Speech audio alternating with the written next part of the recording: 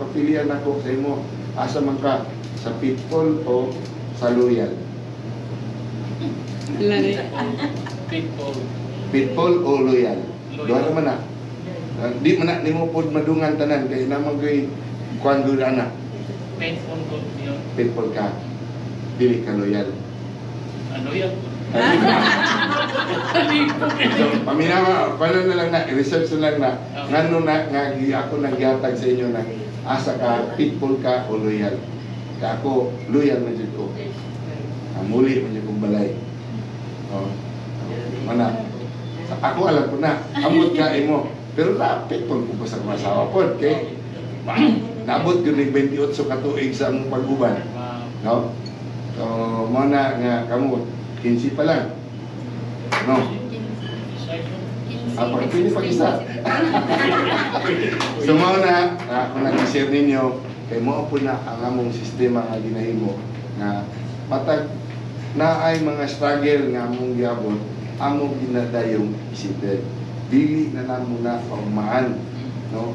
Bisan pa man sa unsang ka kuan among kuan amo ang pagpuyo nga magdi mga panahon nga nago na panagalis. Di na siya mawala. Kung dito di na sa itong kinabuhi, dipindi na kung saan na ito pagdala. No? Kaya sa asawa, manginaot ko nga tagaan ko ni mo taas-taas mo pagsabot ang imong banak. No? Kaya dili man good malikayan, na ay mga barkada, musuroy, muhangyo, na maging uban, dili po tanan barkada, maayo po buhat. Ayaw po idahig yung banak. Yung banak, kabalo magkakinsa na siya. Kung daotan ng mga liyog to mo yung kauban, ayaw po ingon nga, yung anak po nag-himo sa inyong banak. No, kay kanang mga to bilaos. No. Mamo nang nagkakumpare sila sa imong banak, kay ang gisabak sa iyang pare. Ha? Oh, gani. Pero ang iyang gisabak po nimo. Wala. Wala. Joke lang na.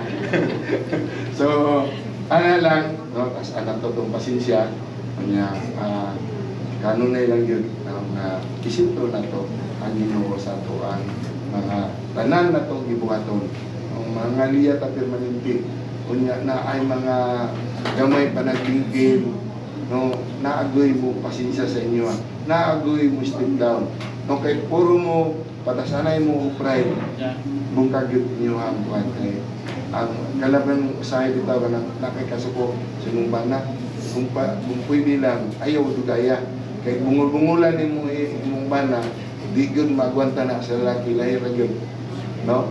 So based po sa kuang experience ambot ang mong bang lalaki diri malipay ba mo nga di mo tinggan sa imong asawa.